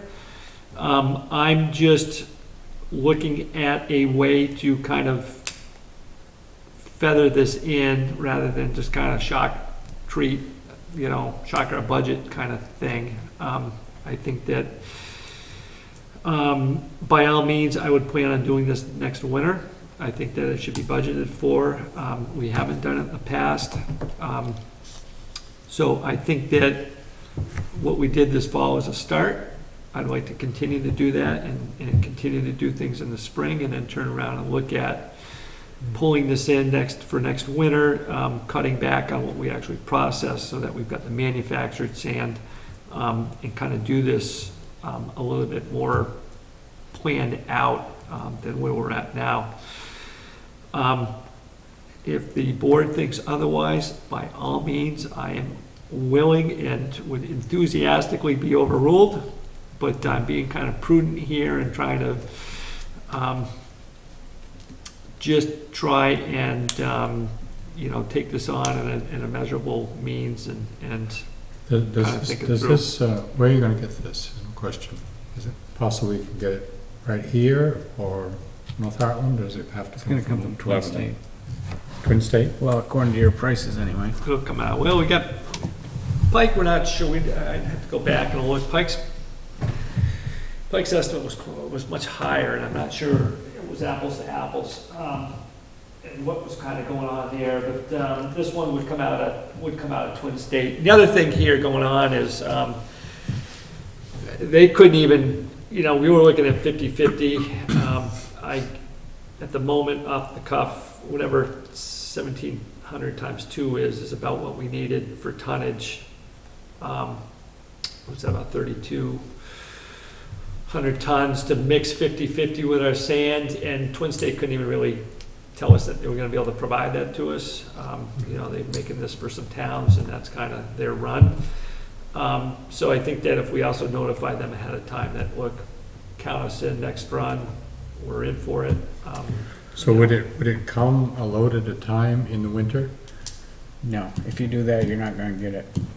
So I don't quite get how you do it. Stockpile it down there? I would pile it in four corners. Just make a pile on one side and, Add it in yeah, by the bucket? yep.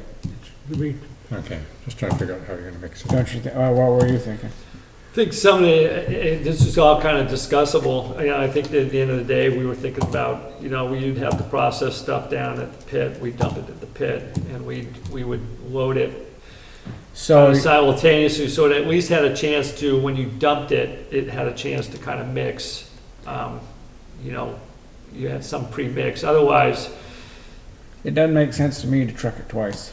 if you're gonna be doing it the way you're doing it, you're gonna have the bottom silty, and then you're gonna have manufactured on So top. you haven't actually, oh, I should say, we haven't actually moved the sand from there to, Well, we've got I know there's a lot left, of course, but, over a quarter of it moved.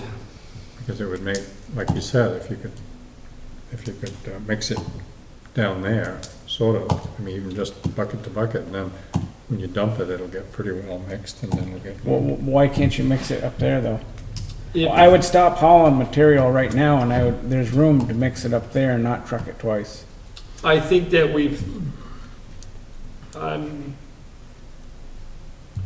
not sure you're necessarily hauling it twice. I think you're hauling You it are if it's getting 3/4 of dumped the, down that, you're hauling it at the pit. 3/4 of the way by one person, and then it's gotta be quarter of the way by reloaded the and other. trucked again.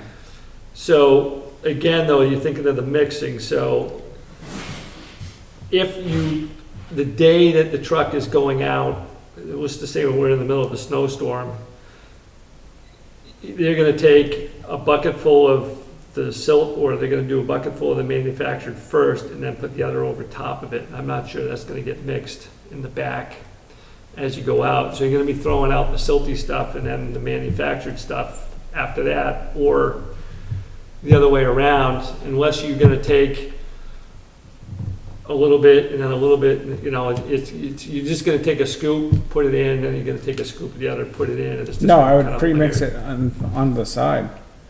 I don't get how you pre-mix this stuff.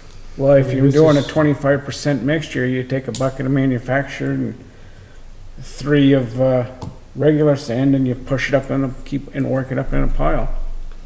Yeah. And then you grab another bucket of manufactured. So it's I mean, you're gonna do the same thing That's down a lot of there, work over there, except you too. gotta put it in a truck again.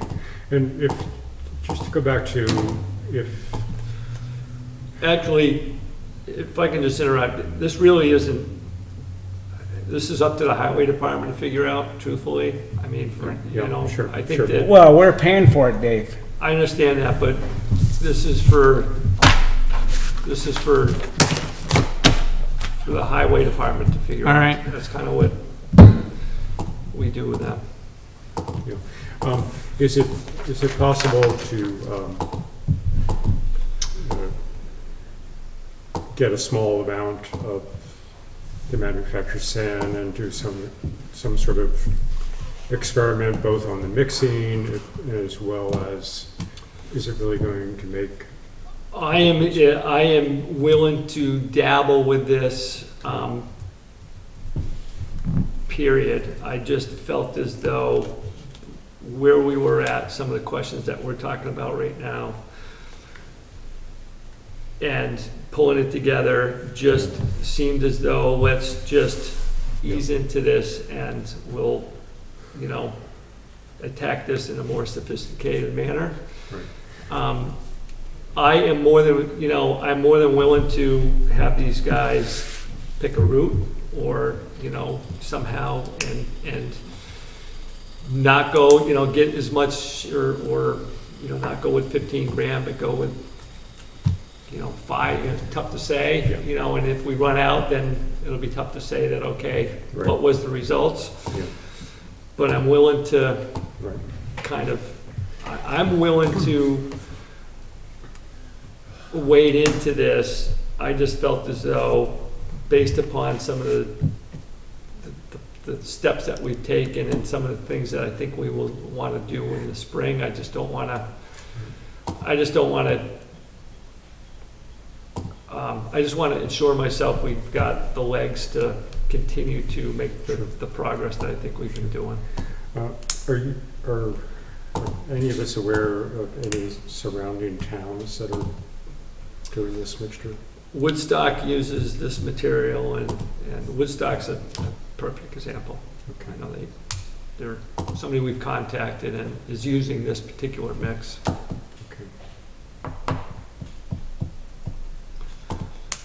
No, I think it's a really good idea. Just, anybody knows that the sand truck goes by and then 6 cars go by and sand's all in the ditch. We can dabble with it. I just wanted to, the conversation Bill and I kind of had was, you know, going with the 25-75, whether we were gonna get the bang for the buck, you know, by the time you do the trucking and stuff, you know, it's 20 grand. Compared to a 50-50 mix, you know, anything, my understanding is anything's better than what we've been doing. Yeah. You know, but again, just working out some of the, thinking it through a little bit more, and also, just keeping an eye on the budget and make, you know, because, you know, with the paving and the,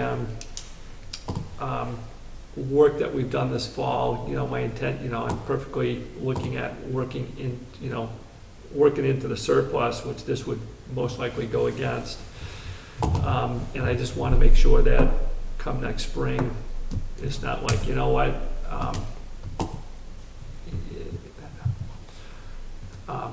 we can get into it next winter was kind of my thought, but that's me being conservative. I truly believe that we need to move in this direction and start mixing the sand. Okay. Well, let's move along. Can we move along? We can. We'll sign that liquor license. Let me just come back though. I mean, do you want me to dabble with a percent and try a small, you know, I would have to talk to Bill, and it would probably be like a BJ route or something like that, but, You mean something less than 25%? no, just a small, you know, pull in, have like a small mixture on the side somewhere. You know, that gets kind of, that may get a little not this complex, but, Yeah, I mean, it just may not come, it may get, you know, if we don't have enough and halfway through, we go back to using just the silt or, right. you know. We'd have to sort of take a wild guess as to how to do it on one route, or, Yeah, you know, and that's, Yeah, hopefully if it sticks on the road better, it may not take quite so much material overall. Who knows? there's that thought process as well. you know, I know it doesn't sink into hard pack real easily. I mean, because you know, a summer or so ago, I did a pretty huge patio with manufactured sand, and I dumped it on my hard pack in my driveway, and it kind of sat there for a long, long time. But it's better than putting, Well, it gets mixed in when they grade the road, it gets mixed in, I'm sure. yeah.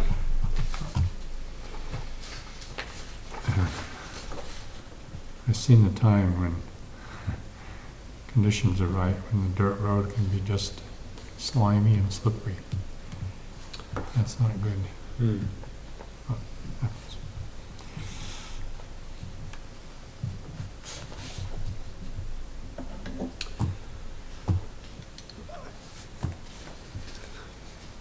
I would love to put it down. We'll ease into the whole idea, I think. Yeah. Just fine. Yep. Liquor license, you got it in front of you, needs to be approved.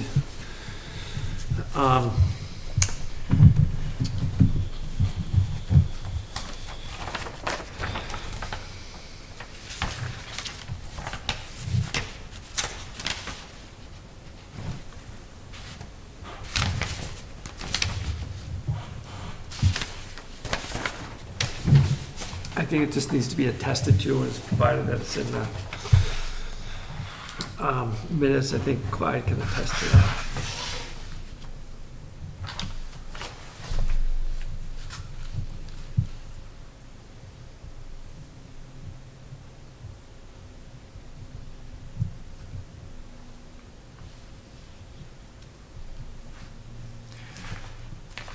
Someone said it was Jake's Market about Mike's, but I wonder if it's, It is. see, it's called Sugar Face. Yeah.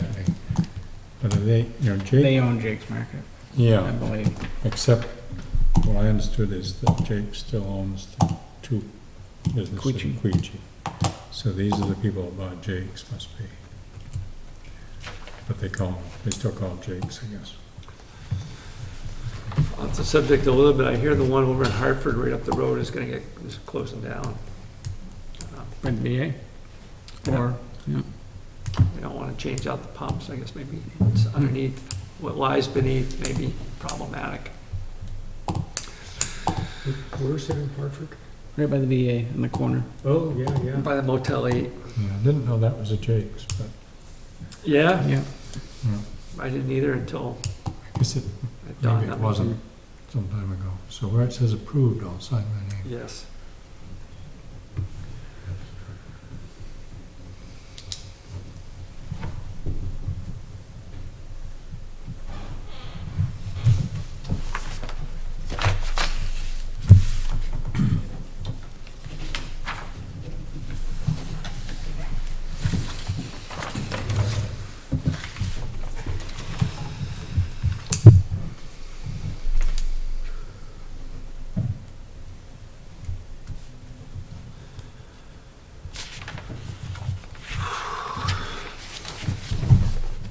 I'm actually doing better than I thought.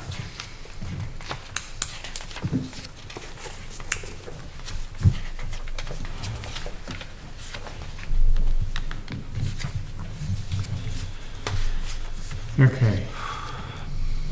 Let's move along. So,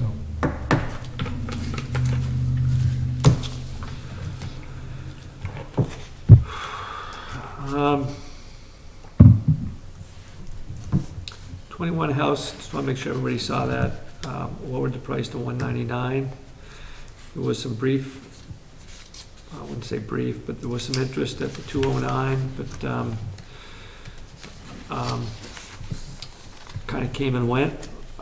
So, which is why we held it at 209 for a bit. But when we step back and kind of look at the activity that we have had over the 5 months now, the decision was made to, after Labor Day, to go to the 199. I don't see any need to tinker with it at that point for a while. See what that brings, but I just want to make sure that you were aware of that price change. Buildings and grounds, Jansowitz is moving along on the roof to the library. So far, so good on the clapboard. The Children's Center is coming along. Another couple of days over there, and the painting should be done on that. All in all, it's come a pretty good way. To get to where it really needs to go, I think it needs one more coat. Maybe look at that next year, but certainly looks pretty good. Other than that, auditors were here this past week. That went very smooth, actually. Very quiet. Seems they had a couple of questions, but we're kind of moving along on that. I got two Jake, things. You mentioned the Energy Committee to get an audit. And Yeah. prices were high. Is that something we should look at during budget season? You know, They have, so let me just point out that, as you may know, there was some colorful moments with the Energy Committee and, you know, what they wanted to do and with the roof and, you know, solar panels and, you know, insulation and stuff like that. And at the end of the day, they waited to the new year. They went out and they did an energy audit, and that went forward, and they came back with some recommendations. One, the biggest bang for the buck was like the chimney flue or something like that. I can't remember exactly. Wasn't going to take maybe $1,000 to kind of do whatever needed to be done, and that was going to get which building are we on? the library. A good bang for the buck. The other one, if you look at payback for the work done, you know, the next one was the insulation was kind of the next biggest energy issue with the library, but it was gonna cost like 30 grand to change over, and I think it was a savings of like $300 a year or something like that. But at the end of the day, they did what they did the audit, they got recommendations, they have submitted a budget proposal, which is simply like $1,500 to do energy audits, I think, of this building and the rec center, which I think is logical. And there was a couple other things, some easy things to look at some windows and some simplistic things that they can do. I think it's a good way for them to kind of get into this and make some progress. So I am night and day with that committee. They've done- Yeah, no, they've done I'm good. pleased to hear that, because it was a wild ride there for a few years. So, two things I do want to get as far as an update.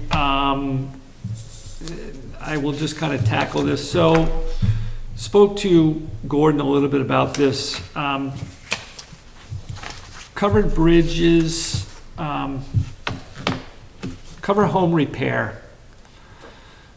Put in an appropriation request for $1,500, which is $1,000 over what they've done in the past. They requested $500 in the past. The message I give out to, so we send out like a yearly appropriation reminder, hey guys, this is the process. In that process, it says if it's going to be an increase, if you've done it in the past, you don't need to petition the town if it's the same amount. We essentially put you on the article as is. If it's more than that, what you've asked for in the past, you need to re-petition the town. That's what goes out to them. In my mind, a $1,000 increase makes sense that they re-petition. I spoke with Clyde. The select board does have the authority to put them on an article without going to or re-petitioning. I think the thought process is if that was like a $50 increase or something like that. So I think the way I'm going to handle this, if it's okay with you, is that somebody like this would go for, they would need to re-petition. And if it's something that's seems to be a very insignificant amount, I would just come to the board and say, you know, do you want to these guys to re-petition, or do you think $50 is worth, you know, if you want it to just go forward?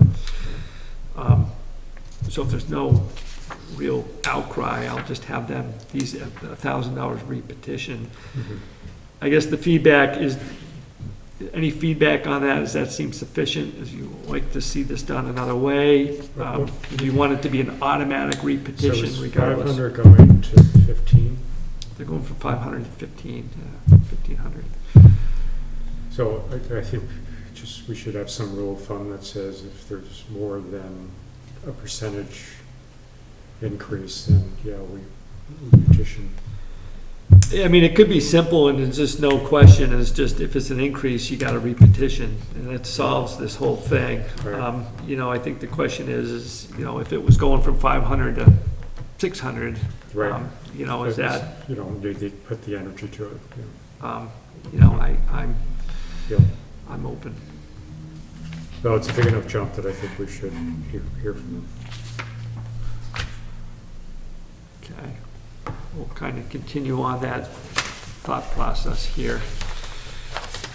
The other thing I'm just going to kind of put out there, this has been brought, it may very well come to a select board meeting in the near future. This has something that is a request to put out by the community garden. Somebody interested in bringing this art in and donating it to the town.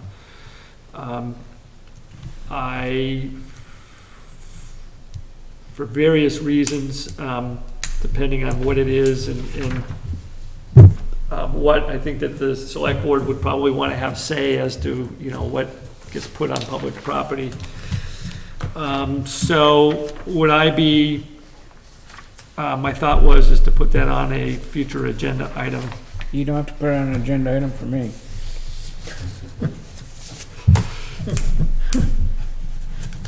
Or not. It's supposed to be a seed. Just what it's, I thought it was a scarecrow. Just, Isn't it supposed to be a seed?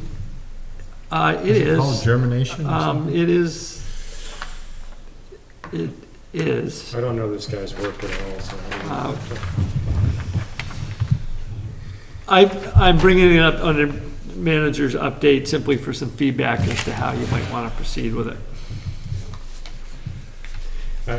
Is this a permanent installation? Yep. or- I think concrete might be involved. I think some of us here are not as appreciative of modern art as some other people in town might be. So I really don't know how to handle it. Yeah, if the concrete's just a pad that can be actually removed, then maybe we say, put it up for a year and and maybe get something Find a else. new home for it. See if it germinates. Yeah. You know, it's not my cup of tea either, but at the same time, you know, Maybe we should ask him to plant it. See if it sprouts. I thought you were going to say launch it and see No, see where it that's lands. Maybe get the warm soil and water it. Oh boy, I don't know. Is this the same person that wanted to do? No, Okay. not Herb Ferris. Somebody else.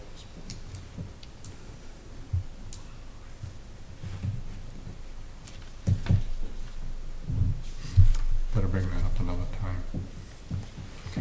The women ain't here. There's others that'll want to talk about it. Alrighty.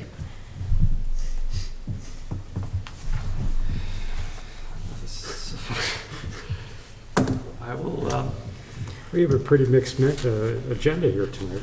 it is all good. I just wanted a little foreshadowing here.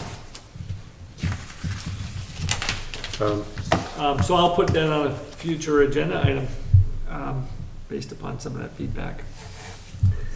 That's all I got. What's been the reaction to the two pieces of software that Doug rolled out there? I mean, I've heard some folks say, you know, I spent an hour looking at everybody else's property and I didn't think I could do that. It was a lot of fun. You know, I kind of know more about town now. Outside of the original, initial feedback on the listserv about How do you log in? how to get in, I haven't heard much. I think the hope is that, one, I've had some people just venture into my office, some realtors and stuff looking for info. I think they can get the info offline now and save them a trip to coming down here. They get here, the listers aren't here. It's essentially a lister card and a map, a property map that people come in and ask for quite a bit. So I think that at the end of the day, once this initial, hey, I can look at property all day long, once that kind of wears off, Yeah. I think those that need to use it will. I think it'll be a beneficial tool with the reappraisal coming up. With the that's what I thought too. I think he's offered to do something over at the library on October the 10th. Yeah, that's where you have in your notes that he is. That he is doing that, so hopefully he gets some people dabbling with it. I think it's an effort to, again, bring us kind of into up to the 21st century and make things available to people that, a little bit easier. It's all public information. You come in and ask for your card or anybody else's card in town, and they'll give it to you. Okay. Great.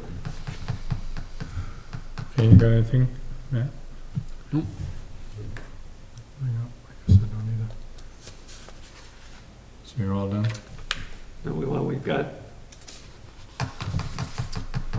we've got the pending, we've got executive session if you'd like to dabble with that. Oh, you mean the, what's on the back here? The court, Yep. yeah. Well then, if we wanna do that, then we could, I should give you an update on where we're at, and what steps we're taking next. I didn't get the language, let me get the language. Use the restroom.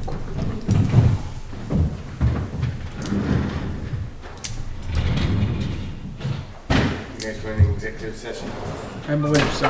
yeah, we got a couple of I'll get out of here. tax appeals here. Just get updated about. I agree with you about the material handling, but there's one big problem. There's only one load there. It's a load down there. There. Well, I know. Yeah. They could work on what's there. Yeah. Or they could haul at the same time Twin State was hauling. But, Yeah, but they can't load their truck. but if you know, if you dumped over the bank, one Twin State, 2 hours, you know what I mean? Yeah. It would mix falling over. And then you could work in there. I mean, I know I could do it. Just shuffling it around would mix it up pretty well.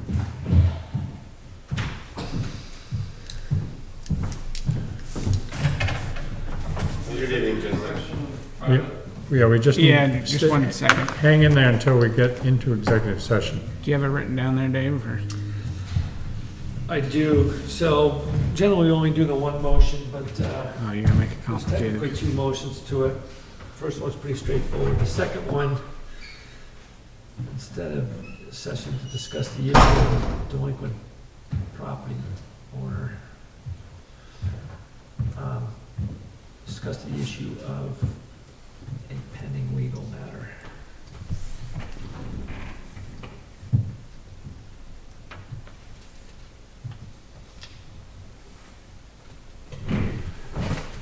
Those are the 2 motions. You can do them one right after the other? Yep.